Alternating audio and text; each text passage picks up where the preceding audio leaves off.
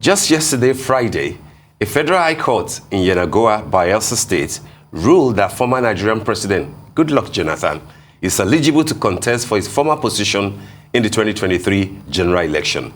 This seems to have erased every lingering doubt regarding an issue which has divided public opinion for so long. Well, at this point, we have been joined by Reno Omokri, a former aide to President Goodluck Johnathan, and someone who expends quite a bit of energy trying to deflect attention from the Goodluck Johnathan defection to APC story. We will take him up on that, as well as today's presidential primaries. Welcome, good morning, Reno. Good to have you join us today. Good morning. Thank you very much. Thank you. All right. Well, two key things that I would like you to start with for this interview. One is the fact that your principal, former President Goodluck Johnathan, now has the nod of the court to run if he chooses to. And I would like to ask you, you've not been too categorical about the direction that this will take, but it looks like finally, yes, he can run. Will he run, and will he run on the platform of the APC? If that scenario plays up, how do you think that Nigerians will take it? And how do you think that for a man who was so battered, by the same party that he looks like he's running to now, will now redeem his image for next year's general election?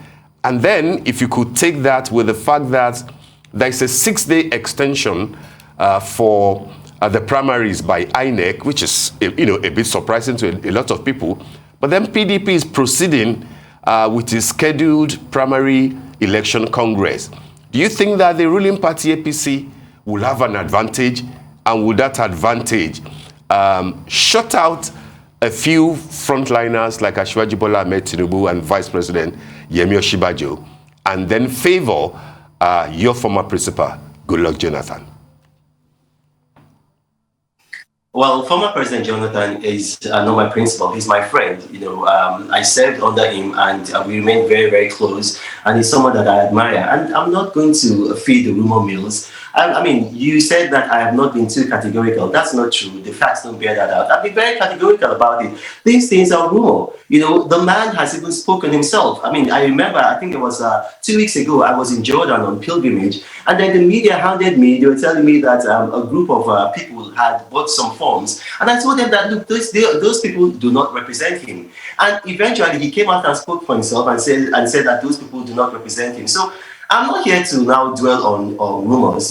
That's Nigeria is a country where you're going to have the rumor mills going on and on. Former President Johnathan is one of the most courageous men in Nigeria. We saw that when he lost the 2015 elections, even while the votes were still counting, he actually conceded. He called now President Muhammadu Buhari and conceded. So this is a man he's not going to play cat and mouse games. If he wants to contest, he would have come out and he would tell Nigerians that he's going to contest. So please, I'm not going to start responding to rumors.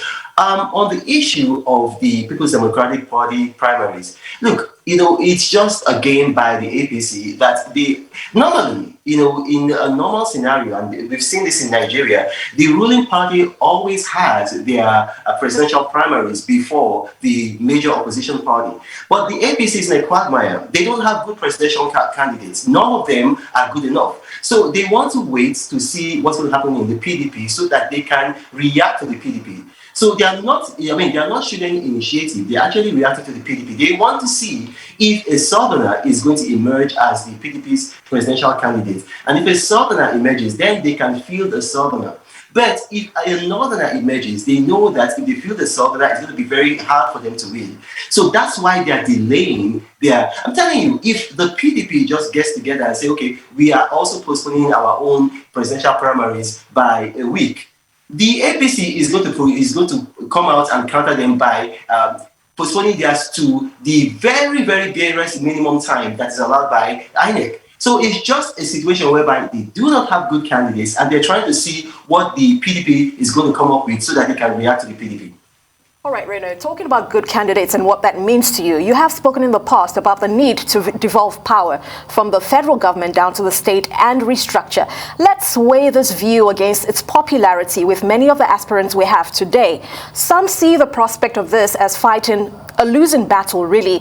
Do you believe that this notion will see the light of day in the near future? Well, I mean, the best predictor of future behavior is past behavior. The PDP has been the only party that has pushed for devolution of powers and has pushed for restructuring. You saw that in 2014 we had the National Constitutional Conference, of which you had I think it was about 360 people who were brought in from all over the country, altogether about 400 delegates. And then they brought about some resolutions which were reached by unanimity. And so that was the PDP trying to restructure Nigeria. So all the candidates of the PDP, all of them, if you're talking about former Vice President Alhaji Atiku Abubakar, you're talking about Bukola Saraki, you're talking about Nyesom Wike, and other people who are contesting. They said, look, they believe in restructuring, and then they're going to push for devolution of powers. And if you look at the history of the PDP, the history of the PDP has shown that they are willing to do that. They've got the political will to do that. They've got the capacity to do that. It's the APC that has not been able to do that. So, I mean, if you are talking about devolution of powers and restructuring, then the PDP is a party to look forward to. All right. I want to just go back on Steve's question here because I'm not sure you answered what he asked you. Now, we want to know, because you have tried to deflect for so long the story of former President Goodluck Johnathan's defection to the APC. Now, reports appear to be true that he's defected. How do you feel about it? And now that the Federal High Court has ruled that he is eligible to contest the 2023 presidential election, are you envisaging that he will throw in his hat? I have never deflected. The facts don't bear that out. And like what I've said about this issue has been in writing. I've said it in my columns in your sister newspaper this day. I've also said it on Twitter, on Instagram, on Facebook. So it's cast in writing in stone. So I cannot even alter it. So you can go back, and I counsel you to go back. I've never deflected. I've been categorical. These things are rumors. You just said that, oh, it's now clear that he's defected to the APC. That's not true. That is a rumor. And former President Johnathan, like I told you, is probably the most courageous man in Nigeria. I told you that when he lost elections, while the votes were still being counted, he conceded. If this is a man that wants to cross carpet to the APC, he's not going to play a cat and mouse game. He's going to come out and say it. Former President Johnathan is a national leader, an international leader. He's been called the face of democracy in Africa. So if people from the APC and people from the PDP, people from even your news organizations go and visit him, he would open his doors. He is that kind of person. He is a father of a nation. So, I don't know why you get this that is now clear. No, the man, if he's going to move, he will say that he's moved. I'm not deflecting. I'm always categorical. All right, Reno, let's talk about today's and tomorrow's a special convention to pick the candidate of the PDP. You know the party very well. You know the frontliners. And I think that there are about 4. If you are the Bauchi State Governor, maybe 5 who are frontliners. But then let's stick with the 4. Atiku Abubakar, Nyesom Wike, Saraki, and Tambua. What will be your assessment? And if you don't mind, what will be your prediction? As delegates, barely 830 something of them would determine their chances. Who will you bet on? And secondly, now that Peter Obi is out of the race, do you sense a depletion of the core Eastern vote for PDP? Now that Peter Obi is out, Ekweremadu is out, what's his name again? There's another gentleman, a few people who feel aggrieved that they didn't pick the ticket in PDP. Abaribe, is also out. Do you think that might affect the chances of the PDP at the general elections? Well, if you ask me who's going to win the People's Democratic Party presidential primaries, I'm going to just be very categorical.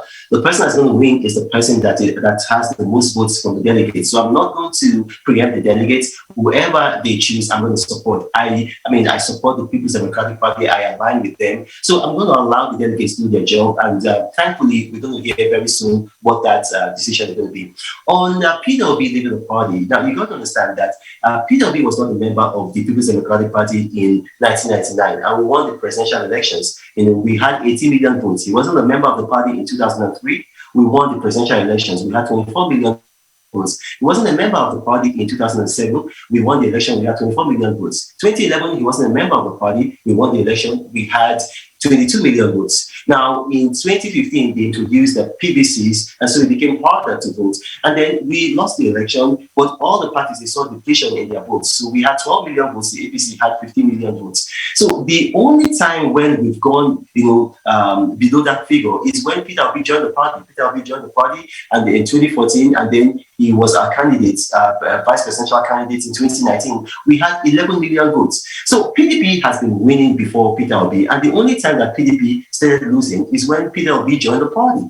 So yes, if you talk about depletion of votes, there's probably going to be maybe like some depletion. Yes, I'm not going to deny that. But let's look at the facts. In the 2019 presidential elections, Peter Obi was on the ticket. And, the Southeast, where he comes from, his geopolitical zone, registered the lowest voter turnout. I think the voter turnout in the Southeast was about 22%. So you had about 10 million people that registered to vote, and then at the end of the day, only 2.189 million people turned out to vote.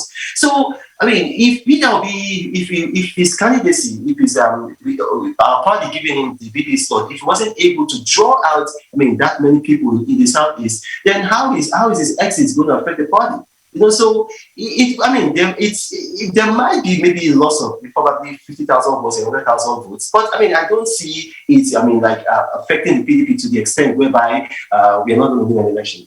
You don't think, sorry, Abby, you don't think that Peter Obi on the ticket of Labour Party, with the kind of movement, national movement that it seems to be building, that he will pose a threat to PDP at the general elections? And if you look at the reasons that he's given, which are similar to what Ayatollah has just given, that he does not want to be part of money politics and gang up. You do not think that those reasons might resonate with a good number of Nigerians and therefore might play a role in how 2023 will turn out?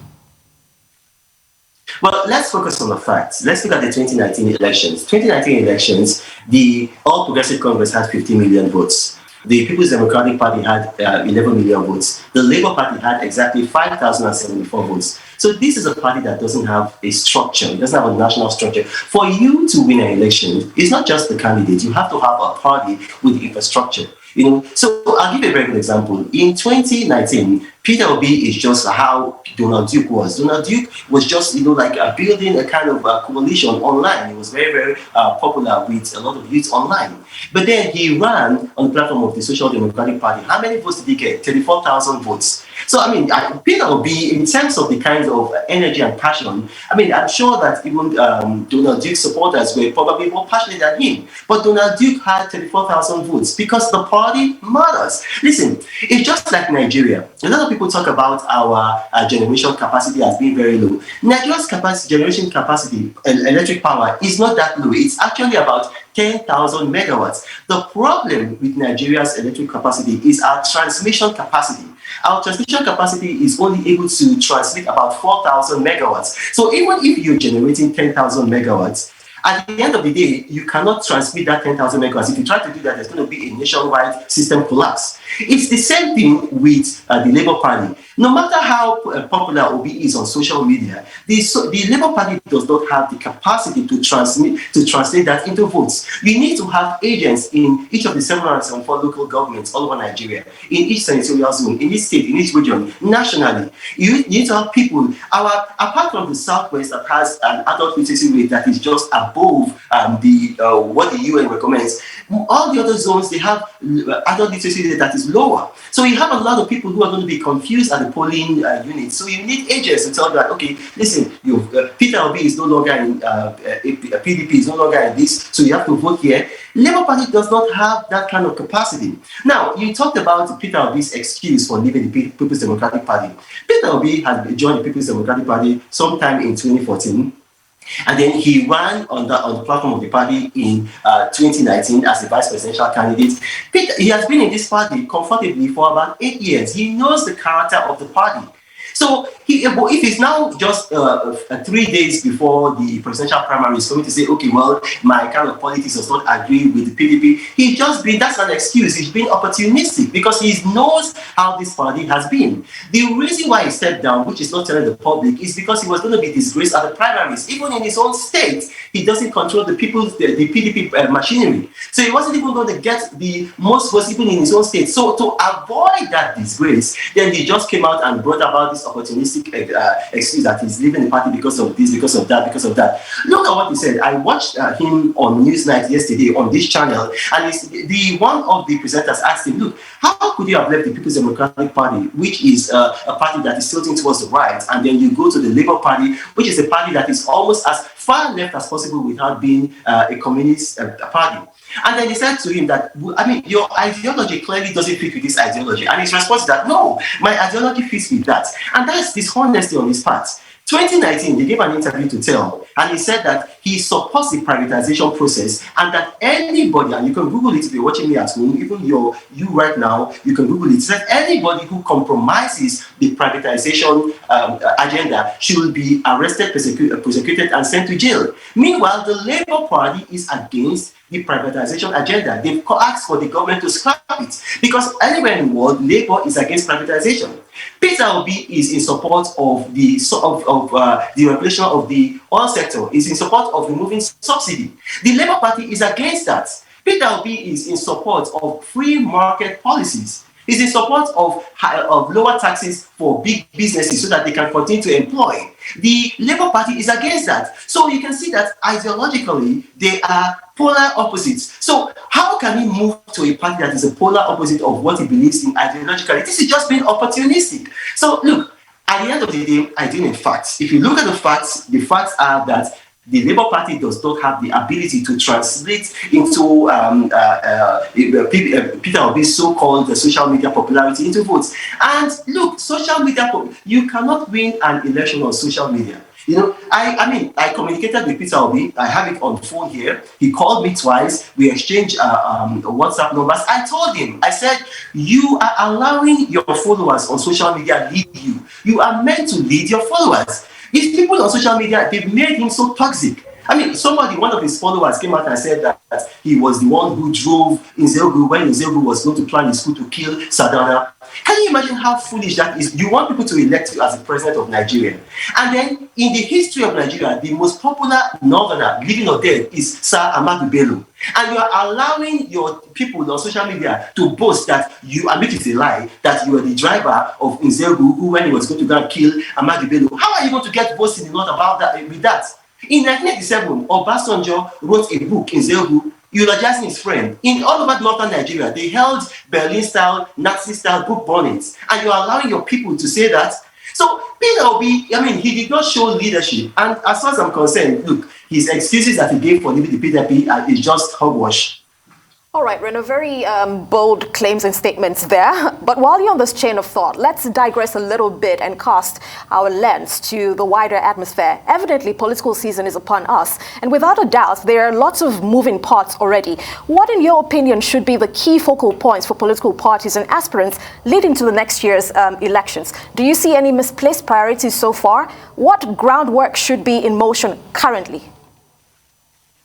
Well, there are a lot of misplaced priorities. Number one, if you look at what's happening in Nigeria right now, Nigeria is at war with itself. You know, Nigeria is now the third most terrorized country in the world, the third most insecure country in the world. It's not my opinion. That is a fact by the Global Terror Index. In the southeast right now, there are a horde of unknown gunmen shooting down people, gunning down people. So, I mean, even elections in the southeast are very iffy. We don't know if it's going to hold. Now, if you look at the northwest, you look at what bandits are doing. You know, I mean, just taking over huge local governments in Niger State. Bandits are taking over a territory that is larger in size than Lagos State.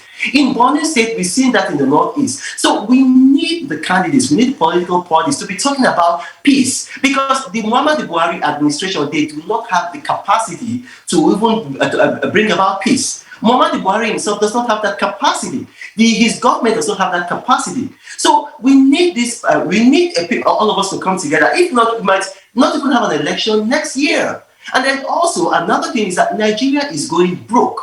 So people are talking about, okay, this is what I'm going to do, this is what I'm going to do. How are you going to generate revenue? Right now, our debt to revenue ratio is 96%. What this means is that if you have 200 naira, Nigeria is spending 104 naira on the things that she needs to do, and then 96 naira on debt servicing, not debt repayments, debt servicing. So Nigeria is going bankrupt. So first and foremost, we don't have peace. We're going bankrupt. What are you going to have? Let me just tell you the truth. You know, if the presidency of Nigeria was offered to me on a platter of gold, I would reject it, because the challenges right now are so much, and then we do not have even the current administration taking the right steps to even make these things better. In fact, they are taking more loans. They are putting in place more policies which are going to exacerbate this insecurity in the country. So that is what political parties right now need to be talking about. If we don't have restructuring, if we don't have devolution of powers, if we don't have something like state police,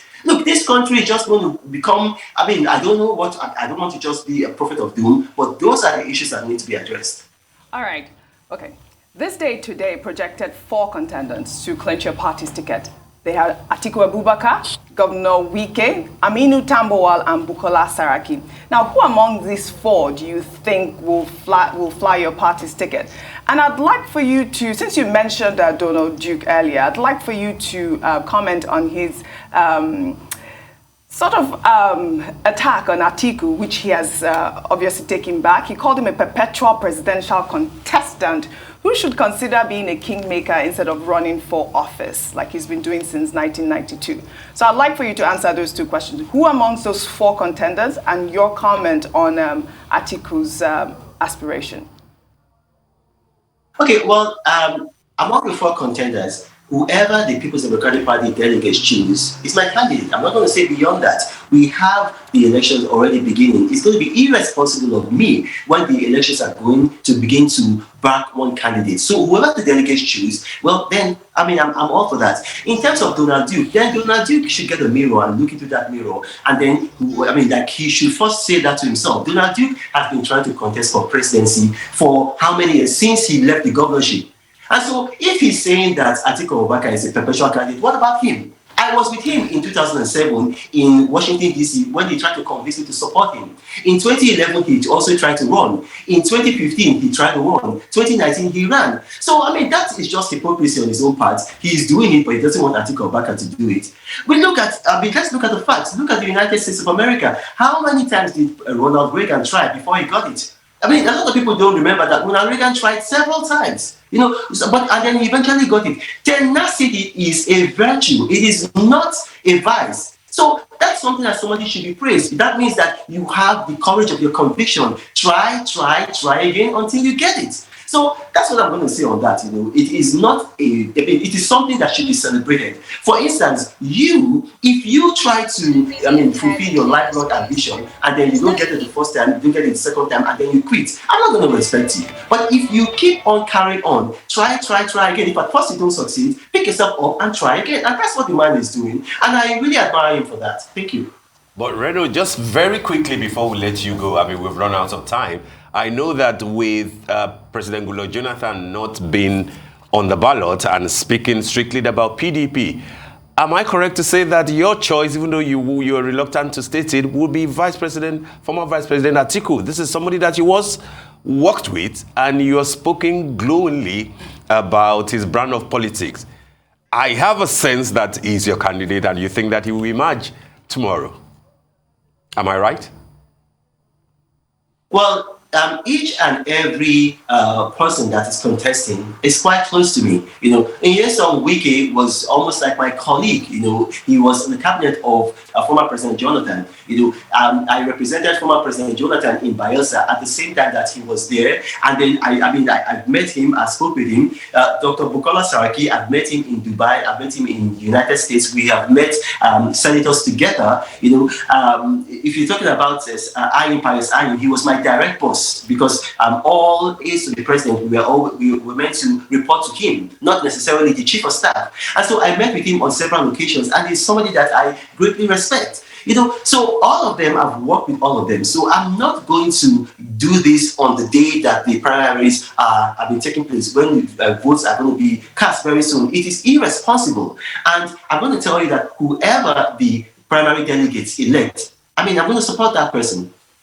All right, Reno, we respect your convictions, and it's always good to speak with you. Thank you so much for joining us today on The Morning Show.